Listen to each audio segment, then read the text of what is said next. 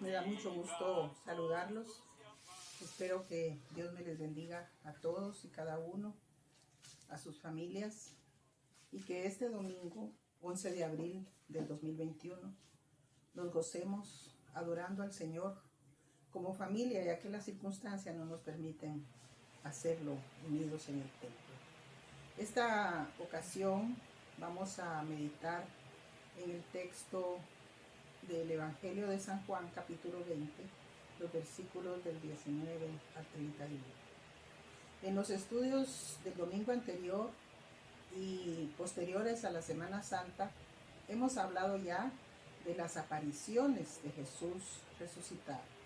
Ese es el tema que sigue al domingo de resurrección. Y fíjense que hemos visto cómo el Señor ese mismo día domingo, el primer día de la semana, se apareció muy de mañana a las mujeres que llegaron al sepulcro. Y en la tarde a los caminantes a Emaús.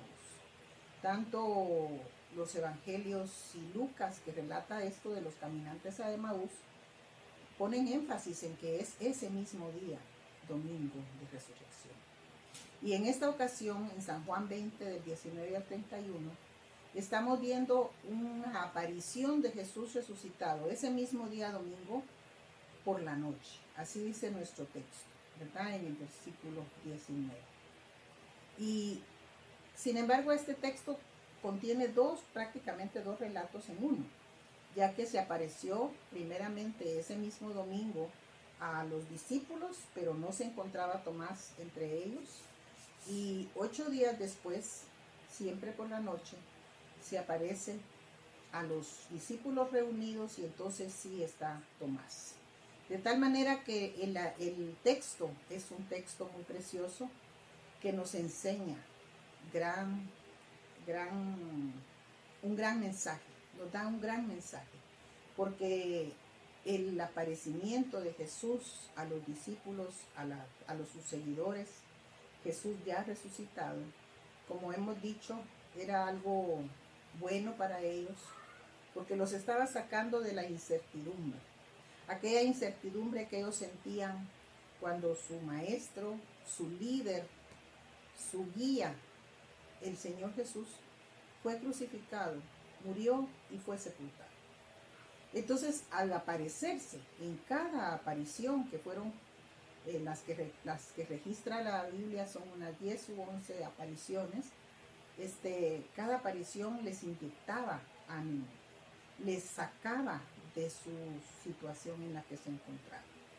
Yo quiero que meditemos en este texto y aprovechemos la reflexión, tal vez no de una manera formal, sino para encontrar qué nos enseñan estos personajes. En primer lugar, ¿qué nos enseña Jesús? ¿Qué nos enseña Jesús cuando Él se aparece, llega con ellos y se revela, se muestra tal cual Él es? Nos enseña, hermanos, humildad. Jesús humilde llega a ellos, no son ellos los que salen a buscarlo. Aunque ellos ya saben que no está en la tumba y que ha resucitado, y ya tuvieron el testimonio de las mujeres y de aquellos caminantes que iban a Emaús, sin embargo aún están encerrados.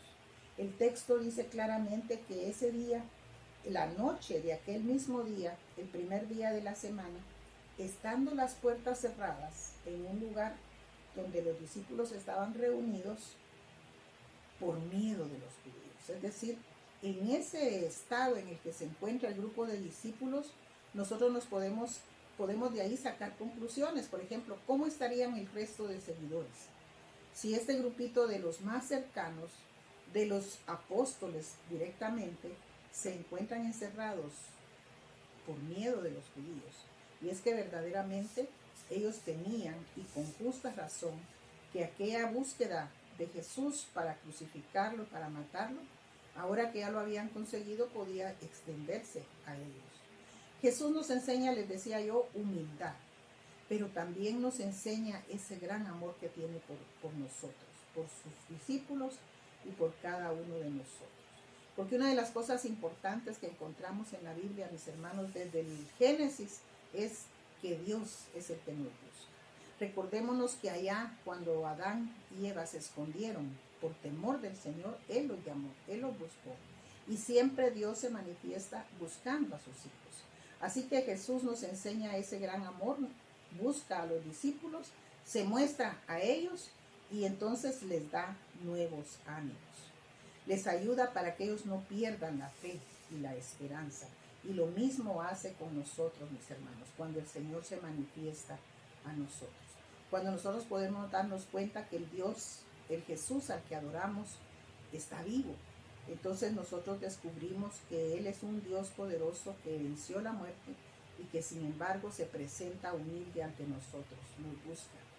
Y ahora que Él llega a la casa donde ellos están encerrados, ahí hay un detalle que es un misterio, ¿verdad? Nosotros sabemos que Jesús les muestra, miren, palpen, ningún espíritu tiene carne y huesos como ustedes ven que yo tengo. Y les muestra las heridas de los clavos y del costado. Sin embargo, la palabra dice que entró estando las puertas cerradas. Así que ahí nos quedamos nosotros, mis hermanos, no le buscamos una explicación científica, ni mucho menos a esto, sino simplemente decimos, es Jesús. Es Jesús con un cuerpo resucitado, un cuerpo glorificado, y lo saluda. Y el saludo que Él les da es el saludo que Él acostumbra hacer para ellos. Y es decirles, paz a vosotros. Come con ellos, dice el evangelista Lucas. Les muestra sus heridas. Si ellos lo quieren ver. Y les lo saca de donde están a puerta cerrada por miedo de los judíos a seguir caminando en el ministerio que habían iniciado. Miren cuánta enseñanza encontramos en el personaje Jesús en este relato.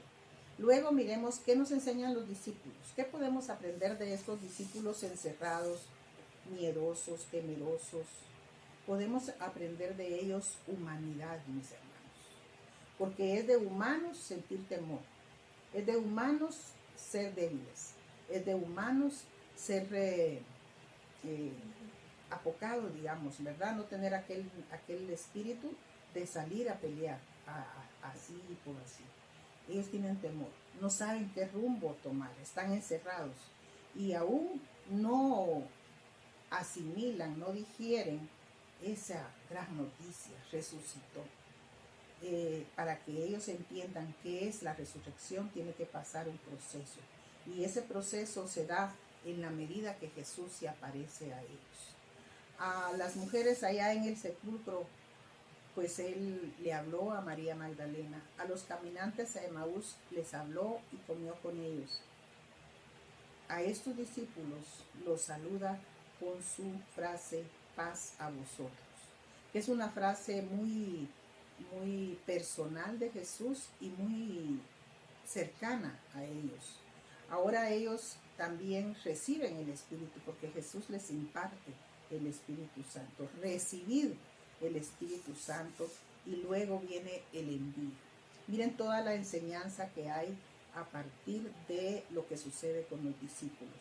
Ellos son temerosos, muy bien. No los señalemos, no los juzguemos, porque nosotros somos humanos como ellos y en cualquier momento podemos sentir temor. Pero ahora ellos están recibiendo de Jesús la palabra de paz, el saludo de paz, el Espíritu Santo que sopló en ellos y luego un envío. Y fíjense que es un envío no para cualquier cosa, no es un envío simple o de menor importancia. Como el Padre me envió, dice el Señor, así yo os envío. Es decir, un envío muy alto para ellos. Ahora recordemos que también aprendimos que después de ser discípulos se convierten en apóstoles. Apóstoles que son enviados, ¿verdad? Ahora, ¿qué aprendemos de Tomás, mis hermanos? De Tomás aprendemos también humanidad. Muchas veces hemos oído y tal vez hasta hemos dicho o criticado a Tomás por su incredulidad. Él no estaba presente cuando Jesús se apareció a sus compañeros, pero él dijo, hasta que yo no vea a Jesús personalmente, yo no ponga mi mano en su costado y yo toque las heridas de los clavos, yo no voy a creer. Sin embargo, ante Jesús, este Tomás incrédulo se rinde. Y eso es lo hermoso. Nosotros no nos tenemos que dedicar a criticar a Tomás, porque muchas veces los incrédulos somos nosotros. En el trabajo de la iglesia, en la vida personal, necesito yo ver la obra de Dios en mi vida palpable. Y si yo no veo esa obra, no creo que Jesús pueda hacer cosas maravillosas conmigo. Nos enseña que cerca de Jesús, viendo a Jesús, la debilidad se transforma en poder, en valor. La incredulidad se transforma en fe. Desaparece la incredulidad y el Tomás incrédulo se rinde ante el Señor y le adora. Le dice, Señor mío y Dios mío. Nosotros tenemos en la palabra, mis hermanos, ejemplos de personas, de personajes que fueron incrédulos. Está Natanael, está Simón Pedro que lo negó, está Tomás que no creyó, pero nosotros podíamos seguir la lista hoy, ¿verdad? Con nombres de nosotros. Pero delante del Señor es algo diferente. Al estar Jesús frente a Tomás, él se transforma todo lo que está a su alrededor. La debilidad desaparece, como les decía. Y miren que hoy traemos dos textos entre las lecturas de este domingo.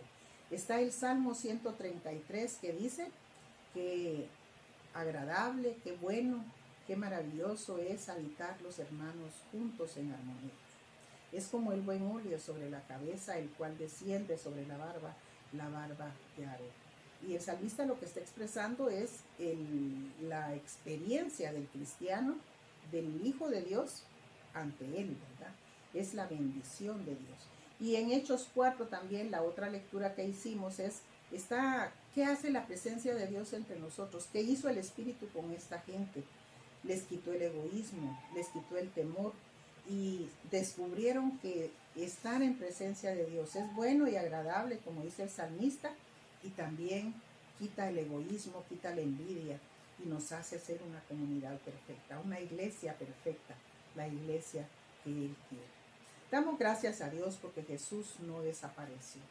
Fíjense que a veces equivocadamente usamos esa palabra. Las mujeres llegaron al sepulcro y el cuerpo de Jesús había desaparecido, pero no es la palabra más adecuada. Es que no estaba ahí, no estaba en el sepulcro. Él ya había resucitado y estaba en otro lugar. Y más bien no desapareció, sino que se apareció. Se apareció y yo creo que en algunos domingos vamos a estar viendo a ese Jesús resucitado que va a acercarse a los discípulos a donde ellos estén, a Emaús o aquí en Jerusalén en ese cuarto. Pero Jesús ha resucitado, esa es la fuerza, la energía, la gasolina que la iglesia necesita. Es la buena noticia que la iglesia debe estar proclamando, como que fuera una primera plana del periódico o una noticia de impacto, una noticia de última hora su triunfo. Yo creo que ningún periódico puso en su portada este domingo de la resurrección, el domingo 4, Jesús resucitó, ¿verdad? Pero eso es la noticia grande de la iglesia. Es la iglesia la responsable de transmitir, de proclamar, de comunicar ese gran triunfo, la victoria definitiva que nos llama a entregarle nuestro corazón, a velar y estar atentos a lo que viene. Porque no nos quedamos aquí, mis hermanos. Ahora nosotros como iglesia tenemos nuestra mirada puesta en esa consumación de la victoria de Jesús, su segunda venida que la iglesia debe esperar gozosa. Que Dios les bendiga.